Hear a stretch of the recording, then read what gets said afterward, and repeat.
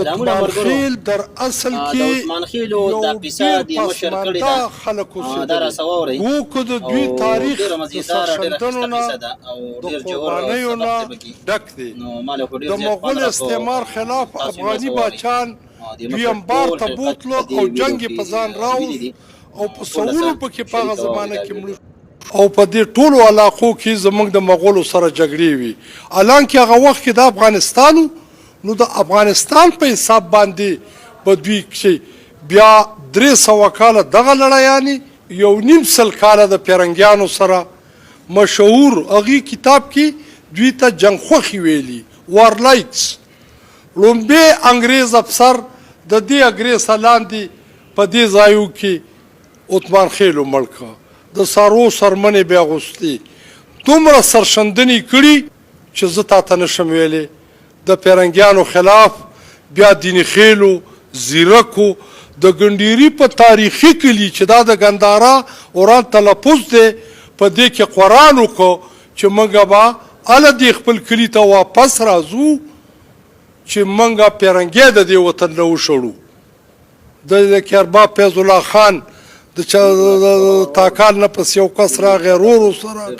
هغه بیا دوی سره کمانډرانو په صفت و داسې تجربه دغه یې ورله ورکړله د دې نه علاوه دې وطن ته د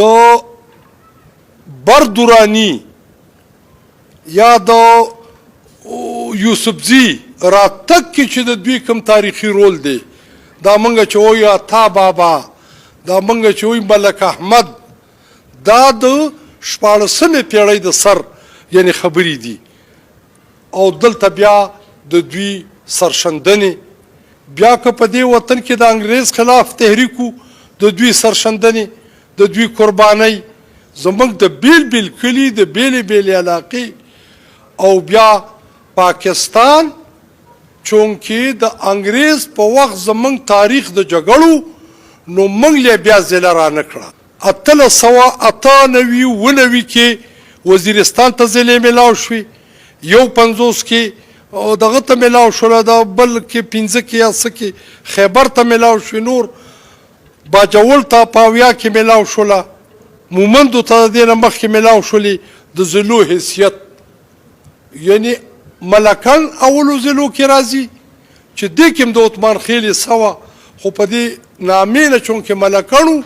نو دلته په خلک عام ولس نه پیدا او موږ له ضلع په دې را نه کړه چې دا د پیرنګي په کتاب کې موږ وارلای کړو جنګ خوښي خلک دوی موږ تصور کړي زموږ 2 ضلعې په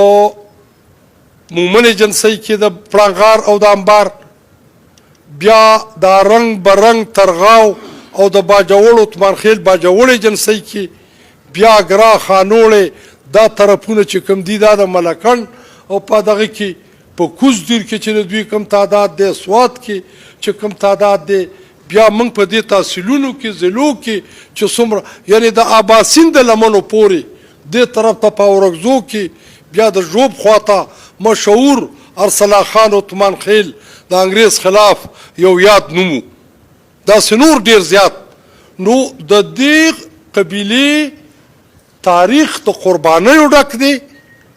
او دا ډیر اصیل او پاک او سپیڅلی او ساده مخلوق دی هغه وخت کې چې دوی سره نورو قومونو ویشونه کول نو دوی له غرونه ورکړه پخوا به د خلکو متلې کولې ویل په آخره زمانه کې به دا خزانې د ځمکې سر له راشي غره له به راشي اوس موږ ته پته چې ګمبتې د غرونو نه دی دا د خزانو دغسې کیمور څوک وایي دا کوهی مورو څوک وایي دا کوهی اورو دواړو غاړو ته د زرتش پخوا یو مذهب تیر شوی و 3.5 کاله هغې کې به تشکدې وي نو څوک وایي دا کیمور د خزانو باجوړ کې ورته خلک کیمور بابا وایي د عزت دپاره دغسې اوس دلته زورور راله او په دغه کې په ترغاو کې د اصیلو 4-5 کسه د ځای کې لال صاحب ناست دی بیا یې باجوړ ته بوتله په زور ته خلکو را خلاص کړه یعنی اوس زموږ غرونه د خزانو ډک دي ضلع نه لرو حیران دی چې ولې ضلع زموږ نشته بل دا کار دی چې موږ به خپل خیل قوم قبیل را غونډو موږ په یو حساب نه پلرینی که نور ریسرچ وشو شاید چې دا خنجونه او ګوټونه را معلوم شي په اسلام مین خلق دی په پښتو مین خلق دی په اسلامیت مین خلق دی دروغ نه وي لهجه د مروتو نه خوږه ده لهجه د پاړه چنار یو خیل دی د هغې نه خوږه ده او دا دې ځای کې چې زموږ په کل کې د کرلاني ځان لا چې بیا د اپریدی خټک دلزاک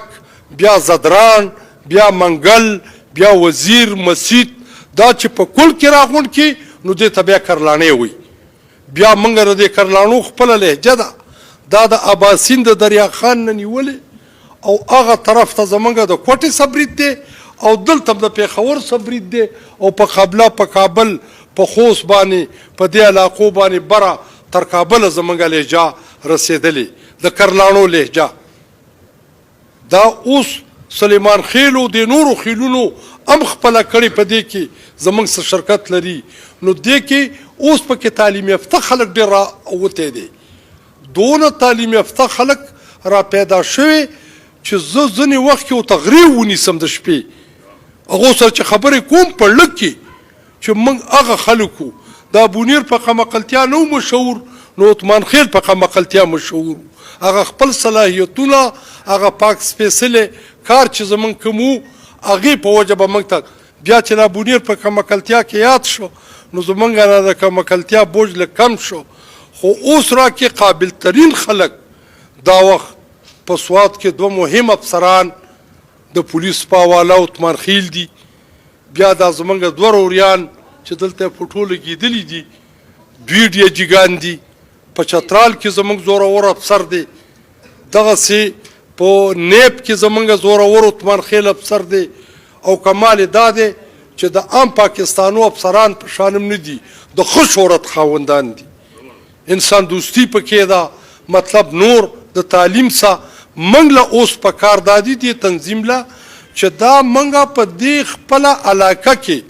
زموږ دې ځای کې د خان کور د انبار یوه عزیزه واده وه د ارشد خان د کور شاته اوس ملال صاحب ته ذکر کوم چې موږ به رالو هسې به هم د دیوالونو ته کتل او خوشحاله به ځکه چې موږ به یو طرف ته غر په ذهن کې او بیا به دلته بنګلو کلی زموږ په ذهن کې اوس ماشاءالله د دې وطن داسې ضلع نشته دی چې عثمان خیل پکې په یو پوزیشن په یو طریقه موږ به دا کوو چې خپل تنظیم به جوړو د خپل تنظیم جوړېدو نه پس به ورته اصول ږدو چې موږ به انسانانو ته او دې خپلو خلکو ته به احترام لرو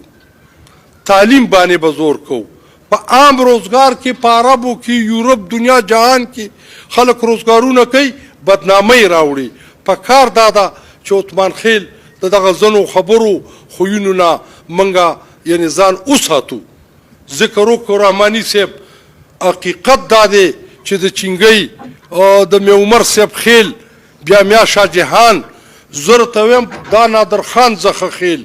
دا یوسف حسین دا نثار وزیر دا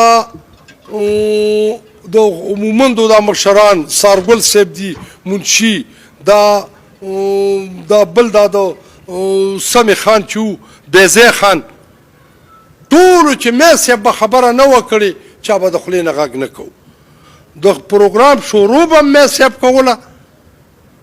او بیا به اخري اختتامي دوام هغه کوله ماخوستنې باجوړ کې مونځ وکړو او د جومات نه راته په بم خلکو والوځو یو نه زمونږ ډېر مشران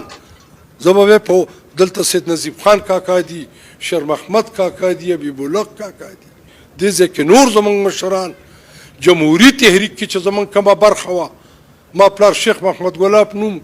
هغه به دونه مونځ کوو دومره قرآن شریف به وایي چې کله ناکله بېادبي ما پلال صاحب دي ناست دي ما به لاله جنتونه اته دي خو ستا کیس د دیارلسو دی په اتو نه رضا کېږي د ډېرو پورې د بلیساره پورې جیلونو ته لاړه دلته په 400 کې چې د اسلام د خورولو کې د غلام محمد صادق صاحب نوم او ذکر ما کالج کې 15 کې لسم پاس کو زه د دې کالج حصه شوم ستار خان زموږ پرنسپل و یو ورځ چا وویل دی په پلنکۍ فرقه کې دی ما ته نظیب خان ستا په شان سړي جت دی ورته ما دې بله فرقه کې څه ملک راوران کړ چې ته مې هغې تاړې 15 کې دلته موږ ته اوس ما ذکر وکړو د سنجان استاد پلار پسې موږ منځونه ډېر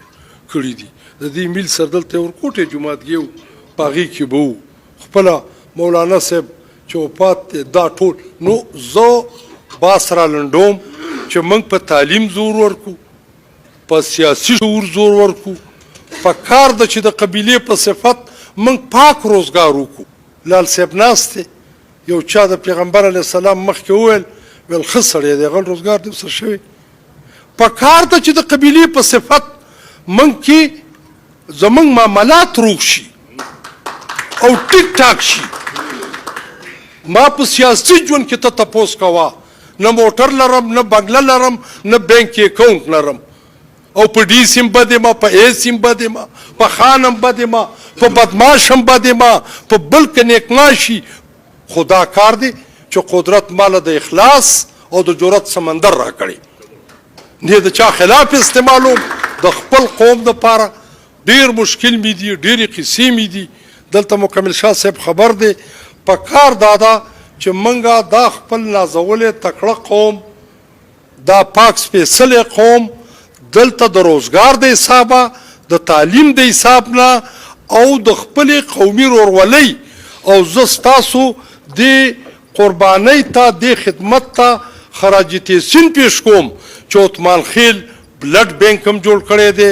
عثمان خیل شاعران هم جوړ کړي دي عثمان خیل دانشوران هم ساز کړي دي عثمان خیل چارصدا عثمان خیل تنګې پړانغار د واتساپ ګروپونه زمونږ د مرکز لخوا موږ خپل د مرکز چې کم تنظیم دی نو موږ د هغې په اډر کې به تابعداري دا نورې ښودنې به موږ ته هغه کوي خو دلته به موږ په خپله ضلع کې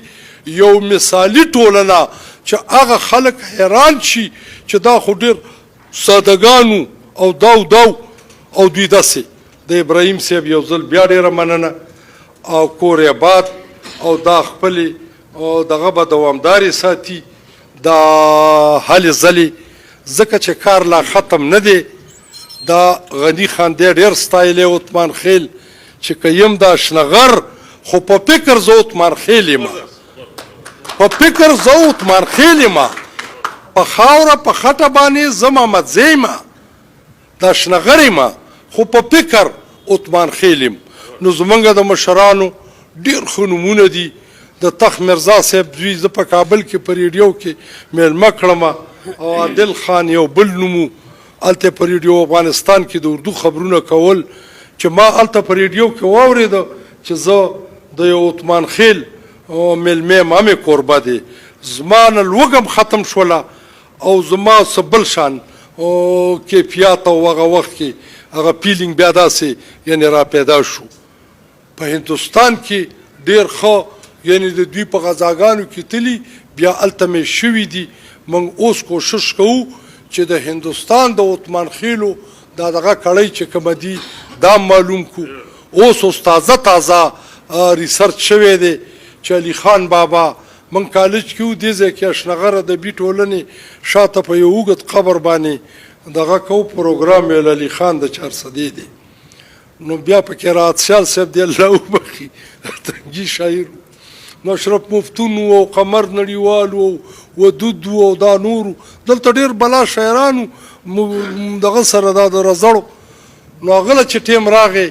د سنمیږي دا راحت سیاله ویل دا منم چې علي خان د چارصدی دی خو ویل دا خبر پردی دی دا اوس پته ولګېده وړو ریسرچ وکړو چې دا د ګنډیري دی او اوس لا پته ولګېده دا به موږ خورو نه دا خبرې په کار وی عثمان خیل دی مالداله بل زمونږ د لیلة القدر په شپه زمونږ کره چې کومه دی د سرو زرو یو بوت را پرېوته چې هغه لا د ګنډیري دی وی عثمان خیل دی علي خان داسې نور ډېر رحمت شاه سایل ته وګوره